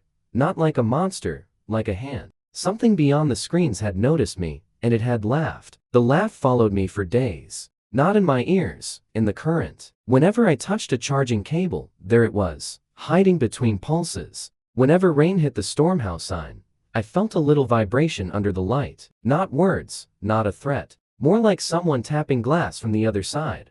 Amused that the bug had noticed the window, I did not tell the city. The city had enough fear to chew on. I told my team. Harper immediately wanted to build a machine to shout back at it. Riley wanted to drive north until we found whatever had left and run it over. Grace wanted everyone to sleep before making decisions involving ancient storm laughter. Owen asked if ancient storm things could smell dumplings through dimensions, then became worried when nobody answered quickly. Harper spent 3 nights testing the hardened pixel scale from the pier. It did not behave like a normal core. It stored images, sound, and a tiny amount of rift memory, like a video clip burned into crystal. When I touched it, I saw a flash of black water and white lightning again. The same northern pole. Then the scale did something worse. It rang. Every powered device in the stormhouse answered with one short beep. Harper dropped her tools. Grace looked at me. Riley stopped smiling. Owen hugged the monster pup, who had started growling at the wall. Across the city, 3 false rifts opened at once. False. Rifts are not portals. They are bait wounds. Little cracks that pretend to be weak so raiders rush in, then collapse around them. One opened under a train station. One opened in a shopping mall. One opened on the roof of a broadcast tower. Separate disasters, separate crowds, separate places for me to fail. Damien's channels began broadcasting within minutes. Of course, they did. They claimed the stormhouse had drawn the rifts by hoarding dangerous cores. They claimed I was losing control. They claimed people needed a real professional before my lightning turned the city into an oven. I looked at the 3 live feeds and understood the shape of the trap. No matter which one I saved first, the other 2 would worsen. If I split my team, Damien's crews could attack them. If I tried to handle all 3 myself, I might overextend and prove the rumors right. So, I did the thing evil people never expect. I trusted my people to be dangerous without me. Harper took the train station, not physically. She sent a flock of battery drones through the tunnel grid and used the station speakers to herd people out in groups.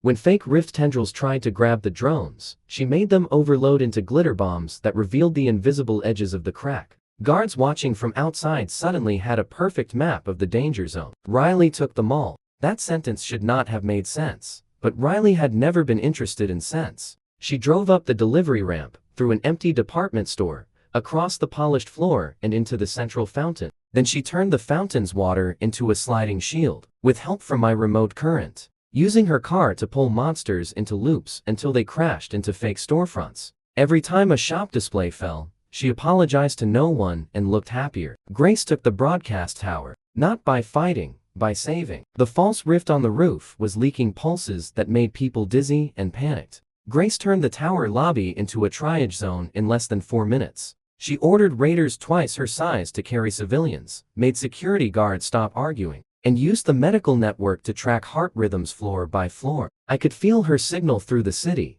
calm and steady, like a lighthouse with a stethoscope. Owen stayed with me at the Stormhouse command room, which seemed safe until he revealed he had already organized delivery riders to carry batteries, water, and snacks to all 3 sites. He had also convinced 2 noodle shops and 1 dessert truck to move along evacuation routes. I stared at him for a full second. He said, "People listen better when they are not hungry.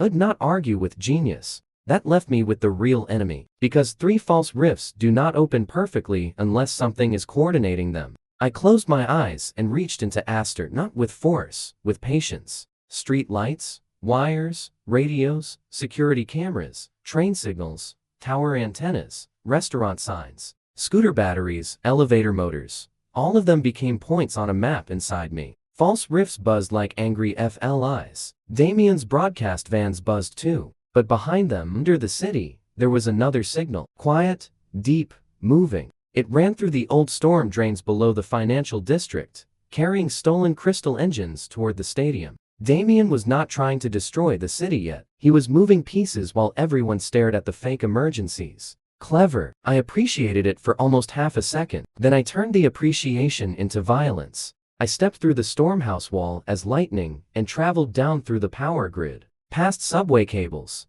past old maintenance wires into the storm drains. I reformed on a narrow metal walkway above black water. Ahead of me, Damien's hidden crew pushed carts of crystal engines through the tunnel, protected by pulse shields and silent drones. They did not see me, so I let them keep moving. Direct attack would scatter them. I wanted all of them. Every engine, every drone, every person who had volunteered to drag a city into disaster for a rich man's smile. I walked behind them for 10 minutes, silent as a bad idea. They reached an underground junction where 3 tunnels met. The engines hummed together, forming a low note that made my teeth ache. One crewman opened a case full of black anchors, the same kind later used in the festival trap. Another activated a jammer that should have blinded every camera in the drain. It blinded every camera except the ones I built from reflections. A puddle can be a mirror. A wire can be an eye. A phone screen under cracked glass can still watch if you ask nicely. I sent the live feed to Harper, who sent it to the guards, who sent it to every public board not currently being used to guide evacuations. By the time the crew noticed their faces above the tunnel on a maintenance display, the city was already watching. One of them panicked and fired at me. Perfect. His crystal shot hit my chest and vanished. I looked down, then back up. Really? I asked. They attacked together. Whole shields flared. Drones fired nets. Engines screamed. The tunnel filled with enough energy to power a small neighborhood or ruin one. I did not throw lightning. I turned the tunnel into an instrument. Walkway vibrated under their boots. Pipes rang like bells. The water carried harmless current in circles around them, trapping their ankles without stopping their hearts. Their drones spun in perfect formation, then rearranged themselves into arrows pointing at the nearest guard entrance. Pulse shields reflected my first little sparks, so I stopped hitting the shields and hit the screws holding the shields together. Tiny things matter. Every villain protects against the giant attack and forgets the cheap parts. One by one, their shields fell apart. The crew tried to run, but I lifted the metal walkway just enough to turn it into a slide. They slid backward into a pile of their own equipment, shouting, slipping, and accidentally handcuffing themselves with magnetic cargo straps. The carts of crystal engines rolled toward the black water. I caught them with magnetism inches from the edge. Then I felt it again. The laugh from beyond the rift. The engines pulsed toward the north. For one moment, the tunnel around me vanished from my senses. I stood in a vision of an ocean under storm clouds, staring at a door of white lightning. Behind it, something enormous shifted in the dark. Not a monster with claws. Not a man with ambition. Something old enough to treat both as weather. The vision pressed against my chest like a hand. Open. I gritted my teeth. No, the engine sparked violently. The crew screamed. The water rose as if pulled by a tide that did not belong underground. I slammed both hands onto the nearest engine and grounded the entire set through myself. Bad idea. Effective idea. White lightning tore into me. My nerves became roads for a storm, trying to find the ocean. I saw Harper at the train station, Riley in the mall fountain, Grace under the broadcast tower lights, Owen in the command room, holding his breath. I saw people running because my little lights showed them where to go. I saw the safe spark alleys glowing blue across the district. I was not alone in the current anymore, so I pulled back. Every emergency battery Harper had placed, every evacuation sign Riley had raced past, every medical scanner Grace had activated, every delivery scooter Owen had rerouted. Every tiny piece of trust the city had given me became a hook in the storm. Together, we dragged the engines quiet. The tunnel lights came back. The vision broke. I collapsed onto one knee, smoke rising from my coat. Guards arrived to arrest the crew. One asked if I needed medical help.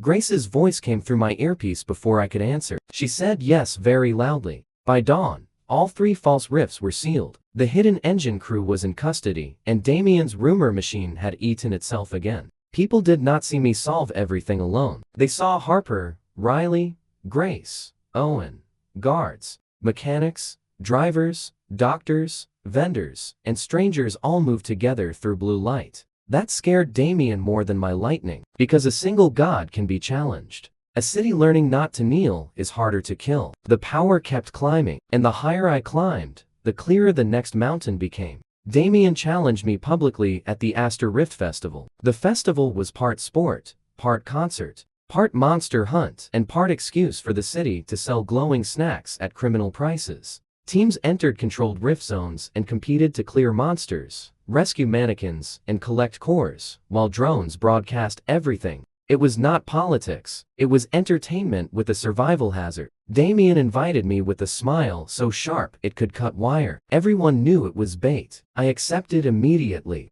Grace said that was not the lesson she had been trying to teach me. Harper said she could fit cameras inside my coat buttons. Riley asked if the festival allowed vehicle entries. Owen asked if the snack stands were inside or outside the danger zone. My team understood me. Festival Arena was built around an old stadium reinforced with crystal barriers. Artificial rift gates opened into rotating environments, ruined streets, fake forests, subway tunnels, broken office blocks. Monsters came through under supervision from anchor machines. The rules were simple: clear the zones, save the targets, do not kill other raiders, do not destroy the audience stands. I promised nothing about the stands. The crowd was huge. Damien stood across the arena in a white coat, surrounded by elite fighters. I stood with Harper, Riley, Grace, and Owen, who had somehow become our official banner holder because he refused to fight but wanted a good seat. The announcer asked for final words. Damien spoke about discipline, strength,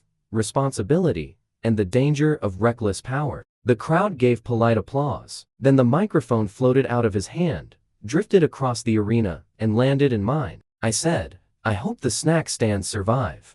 The crowd went wild. The first zone opened into a ruined subway. Damien's team moved professionally, cutting down monsters with clean strikes. They were good. I never denied that. Powerful, trained, coordinated. The crowd cheered. Then my team entered. I touched the rails. The entire fake subway woke up like an angry dragon. Trains that were supposed to be props rolled forward under my control. Ticket gates snapped shut around monsters. Advertisement screens flashed false exits, leading beasts into dead ends. Harper's drones rode the ceiling lights. Riley drove a maintenance cart at speeds that violated common sense. Grace rescued every mannequin while also yelling at me for making a train do a backflip. For the record, the train did not fully backflip. It performed an aggressive hop. We cleared the zone in half Damien's time. The second zone was a dark forest with no machines. The crowd expected me to struggle. Damien smiled. I looked at the ground, the wet leaves, the monster tracks, the hidden anchor devices maintaining the rift, and the nervous little pulses inside the tracking collars on the rescue targets. No machines, please. The arena itself was a machine. I sent a soft current through the underground barrier grid and mapped every creature by the way its body disturbed the field. Invisible wolves appeared in my mind as moving shadows. I guided Riley through gaps with tiny sparks on the ground. Harper used battery drones as fake prey. Grace found the targets by following the pulse trail I painted in the air. The alpha wolf jumped me from behind. I ducked, slapped a glowing sticker Harper had given me onto its nose, and the sticker exploded into a disco light. The alpha froze, hypnotized by rage and confusion. I patted its head with an insulated glove and knocked it out with a focused nerve pulse. The crowd laughed so loud the arena shook. Damien stopped smiling. The third zone was the trap. Looked like a modern office tower. Too modern, too clean, too full of power devices. Exactly the kind of place where I should dominate. That was what made it suspicious. The moment we entered, every device turned against us. Desks unfolded into turrets. Elevators dropped. Ceiling lights fired, cutting lasers. Security drones poured from vents. The crowd gasped. The announcer shouted that something was wrong with the arena control, but the barriers stayed locked. Damien's team had already cleared their version of the zone. This one had been modified, not by invisible game nonsense, by someone with access to the anchor machines before the match. Someone who expected me to grab the circuits and get bitten by them. I felt the trap immediately. Every machine was laced with black crystal pulse, designed to reflect my control back into my nerves. If I tried to take command directly, it would be like grabbing a live wire with my soul. So, I did not grab. I lied. I sent tiny fake signals into the office machines weak enough to look like mistakes. The turrets adjusted. The drones followed. The lasers recalibrated. They thought they were tracking me. They were tracking a ghost made of bad math. Harper caught on first and started laughing. She amplified my fake signal through her drones, creating dozens of phantom versions of us running through the halls. The turrets fired at empty corners. The elevators opened for nobody.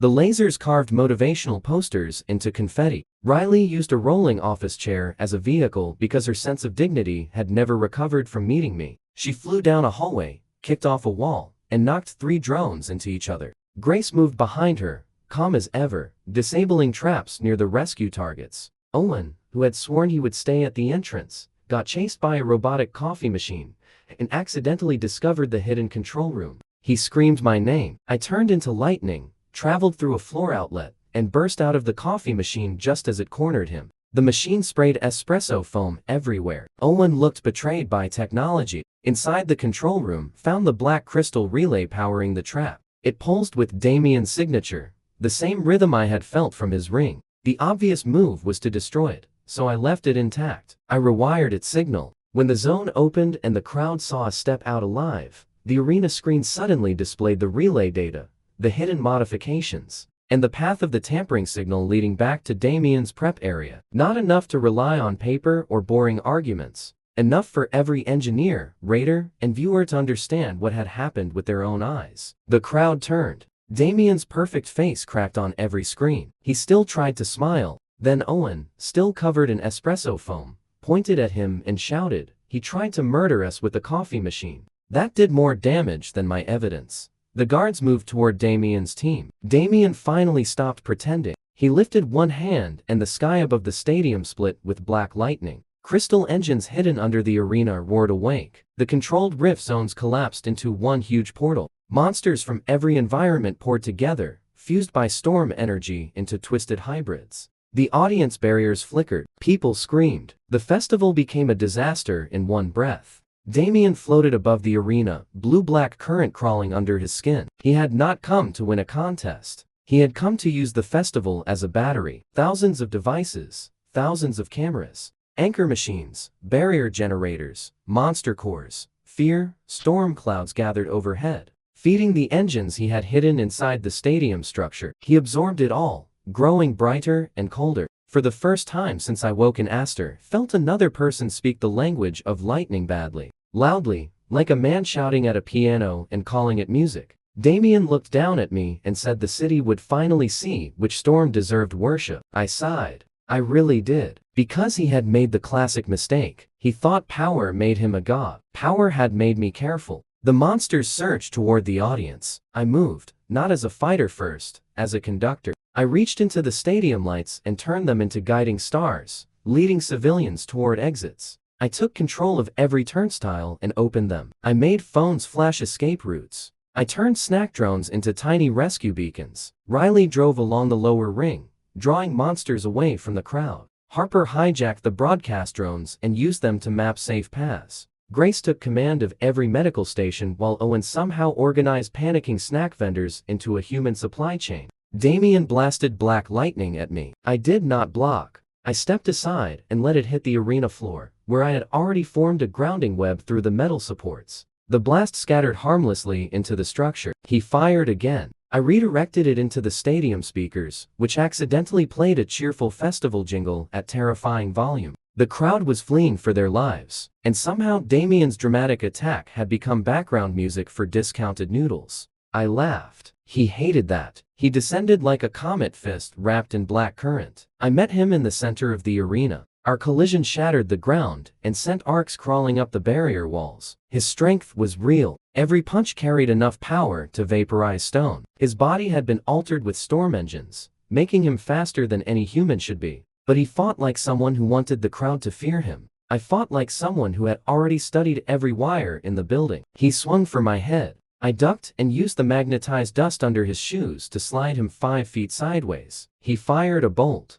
I split it into 12 thinner arcs and used them to fry the control collars on nearby monsters, freeing them from the engine's rage long enough for Riley to herd them into an empty zone. He tried to grab my throat. I turned my neck into lightning, let his hand pass through, then reformed behind him and flicked his ear. Immature? Yes. Worth it? Absolutely. Damien roared and released a pulse that knocked every drone from the air. Harper cursed through my earpiece as her screens died. The stadium lights went dark. The crowd exits flickered. Monsters howled for 1 second. Aster lost its glow. Then I remembered the night I died. Rain, darkness, a dead phone, a sky full of thunder. I had been nothing then. Now, the darkness was full of things that belonged to me. I reached beyond the stadium. Street lights across the district flickered. Power lines hummed. Cars stopped. Neon signs dimmed. Apartment lamps blinked. Every willing battery, every spare generator, every emergency cell Harper had hidden across the area.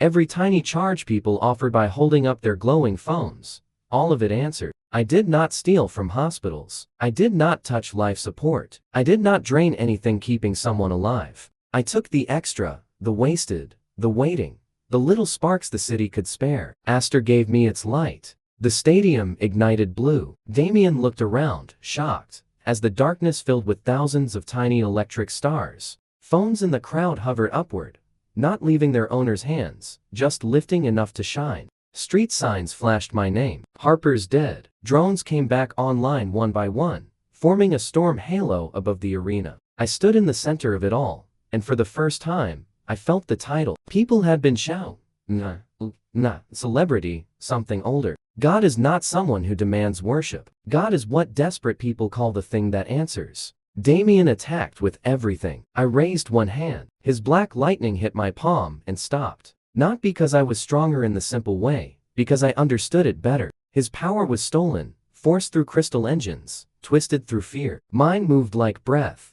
I followed his current back through every artificial channel in his body and found the weak points. The places where the storm tech had bitten into his nerves. I could have killed him. Everyone would have understood. But dead men become legends too easily. So I punished him better. I turned off his power one engine at a time. His shoulder lights died. His black aura flickered. The crystal veins under his skin went dark in crawling lines. He screamed and swung at me with ordinary fists, which was honestly rude. After all that buildup, I caught his wrist, turned his hidden pulse ring against itself, and made every recording device in the stadium display the truth. The alley cruise, the stolen cores, the aquarium auction, the neighborhood threat, the festival sabotage, the hidden engines under the arena. Not boring documents, not confusing claims, images, voices, actions, the kind of truth even a coward has trouble shouting over. Damien fell to his knees in front of the whole city. The guards surrounded him.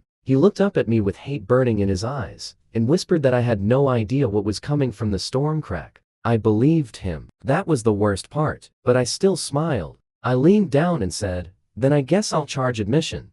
They dragged him away while the stadium roared. Festival did not end in a clean victory parade. Too much had broken. Too many people were hurt. Too many monsters had to be contained. Grace worked until sunrise. Riley drove rescue loops until her car smoked. Harper rebuilt communication lines from scraps. Owen fed guards, medics, raiders, and one confused monster pup that refused to leave his side. I spent the night on the highest broken light tower, directing power where it was needed. By dawn, the rift was sealed. The civilians were safe, and Damien's empire was collapsing without its smiling face. People called me a hero. Some called me a god. A few still called me dangerous. They were all right. Weeks passed, but Aster did not calm down. It changed around the empty space Damien left behind. Street crews tried to rise. Fake prophets tried to use my name. Raiders, who had once bowed to Damien, suddenly acted like they had always loved me. I rejected most of them, shocked a few when they tried to threaten people, and let the guards handle the ones smart enough to surrender. The storm house expanded again. Harper built a command room so advanced that entering it made old computers feel ashamed. Grace's clinic became a real rescue ward. Riley's garage became a launch bay. Owen's kitchen became famous enough that people lined up outside during rift alerts, which should not have made sense, but somehow did. And the people around me changed too. Harper stayed close because she loved the edge between invention and disaster. She looked at my power like a puzzle. She wanted to kiss and punch at the same time. Riley stayed because speed meant nothing unless someone was worth racing beside. Grace stayed because she trusted the part of me that held back more than the part that struck hard. None of them were trophies. None of them followed because I demanded it. They chose me. That was more dangerous than any rift, because it made me want to become worthy. There were moments between battles when the city almost felt normal. Harper falling asleep on a workbench while a drone tucked a blanket over her. Riley teaching kids how to sit on a parked bike and make engine noises. Grace forcing me to eat vegetables because apparently gods can still get scolded. Owen discovering that the monster pup likes spicy dumplings and announcing this as important scientific progress. Then the sky reminded us peace was temporary. The storm crack above the moon widened. Not much, just enough for every powered device in Aster to flicker at the same second. I felt it like a finger tapping the inside of my skull. Every light dimmed, every battery shivered. Every rift anchor in the city hummed with the same deep note. People looked up. So did I. For the first time, I heard thunder with words inside it. Not a voice, a direction. North, beyond Aster, beyond the coast, over the black water, where old rifts slept under the ocean. Something was waking up. Before we could investigate, the city gave me one last problem to solve. Runaway SkyTrain lost control during evening rush hour. SkyTrains in Aster floated on magnetic rails between towers, carrying thousands of people above the streets. This one had been hit by a surge from the widening storm crack. Its brakes failed. Its guidance field warped. It was speeding toward a 𝗣𝗢𝗕𝗢 rift above the river, and if it entered, nobody knew where it would come out. I was on the roof eating noodles when Harper's screen screamed. Riley was in the garage before I moved. Grace grabbed emergency kits. Owen packed food because apparently trains full of doomed passengers might get hungry. There was no time for a clean plan, so we made a messy one at high speed. Riley launched her car from the roof rail, chasing the SkyTrain along the elevated route. I stood on the hood, coat snapping in the wind, rain cutting across my face. Harper's drones raced ahead, mapping the damaged rails. Grace patched into the train's medical alerts, guiding passengers away from unstable sections. Owen talked to them through the food delivery app because it was the only channel still working, telling everyone to stay low and breathe.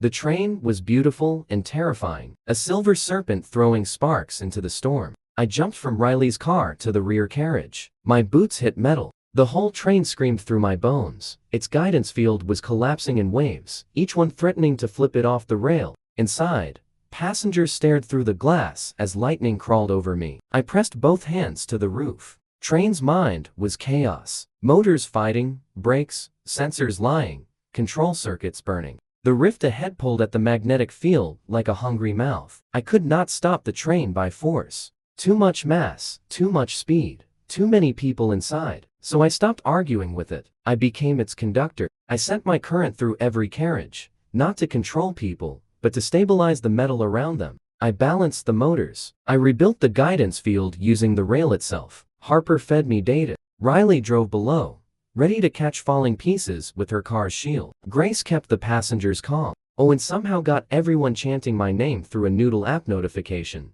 which was not useful, but extremely motivating. The rift opened wider. A tentacle made of storm cloud reached out and wrapped the front carriage. That was new. The train lurched. People screamed. I ran along the roof toward the front, jumping gaps as carriages twisted beneath me. Lightning struck the train 3 times. I caught each bolt and folded it into my body, feeling my bones become bells. At the front, I saw the driver unconscious behind cracked glass and the storm tentacle pulling us toward the rift. I could blast it, but if it tightened, the carriage would crush. So, I tricked it. I made the train look tastier somewhere else. Using the roof lights, power cells, and every spare spark I had, I created a fake train made of electricity, a glowing duplicate that peeled off the real one and shot toward the river. The storm tentacle reacted like a starving animal. It released the real carriage and grabbed the fake. The rift swallowed the decoy. For one heartbeat, the sky went silent. Then the rift burped lightning. Aster would be talking about that forever. With the tentacle gone, poured everything into the rail ahead. The magnetic field caught. The brakes woke. The train screamed, slowed, and stopped with its nose hanging 10 feet from the rift's edge. The city below erupted. I dropped through the front window, caught the driver before he fell, and looked at the passengers. No one moved. Then a little kid in the front row raised a toy lightning glove and sparked it at me. I sparked back. The cheering nearly knocked me over. That rescue pushed me beyond fame into something stranger. People stopped asking if I was real. They started asking what I would do next. Murals appeared. Songs appeared. Terrible songs, mostly. Someone opened a snack stand called Thunder Dumplings, and Owen became personally offended because their sauce lacked courage. But I could not enjoy it fully. Skytrain Rift had not felt like Damien's work. It had not felt like a random tear either. It felt like the ocean calling the Stormcrack and the Stormcrack answering. I visited Damien in the holding tower 3 days later, not for revenge.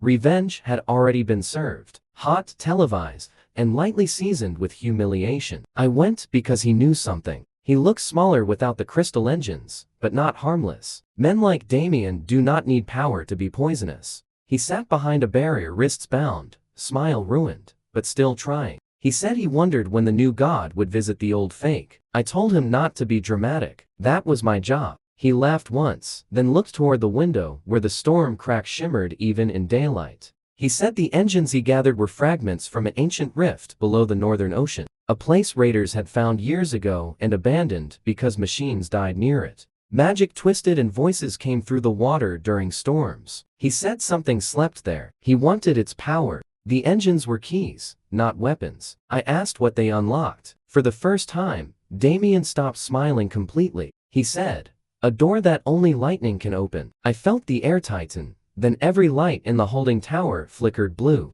Not because of me. From outside, storm rolled over Aster in seconds. Too fast, too black, too alive. Rain slammed the windows. The barrier around Damien buzzed. My skin prickled as every wire in the building turned north in my senses like compass needles. Damien looked terrified. That was when I knew he had not been the final boss of anything. He had just been the idiot knocking on the door. Tower alarm screamed. Guards rushed through halls. I could have stayed and asked more questions. Instead, I turned into lightning and shot through the building's emergency grid out into the storm. Aster was flickering. Every screen in the city showed static. Every static pattern formed the same image for half a second. A black ocean under a broken moon. A tower rising from the waves. A door made of white lightning. Then the screens returned to normal. Nobody else seemed to understand what they had seen. I did. The city had become my body in so many ways. Its lights were my nerves. Its rails were my bones. Its phones were whispers in my ears. And now, something beyond the coast had touched all of it at once. I landed on the stormhouse roof, soaked in rain and glowing brighter than the signs below. Harper was already there with the stormproof tablet, eyes shining with fear and excitement. Riley leaned against her car, engine running. Grace stood beside the roof door with medical bags. Owen arrived carrying a cooler full of dumplings and the monster pup tucked under one arm. Nobody asked if I was going. They knew. I looked at them, then at the city behind them, and at the crack in the sky above. I felt the thunder inside me answer the call from the ocean. A regular man had died in the rain because the world did not care. A god of electricity had woken up because the storm made a mistake. Now, something ancient wanted to know what kind of god I was. I smiled, raised my hand, and lightning gathered over Aster in a crown of blue fire. The whole city lit beneath me, not because I commanded it, but because it trusted me. For a moment, every tower, train, drone, phone, sign, and street light shone together. A million sparks, a million eyes, a million reasons not to lose. Then far to the north, beyond the rain and beyond the black water, something answered with thunder so deep it made the ocean glow. I laughed into the storm because I had been mocked, robbed, killed, reborn, doubted, hunted, tested, and challenged. Every fool who thought lightning was just a weapon still did not understand. Lightning is not a weapon. Lightning is a warning. And I was just getting started.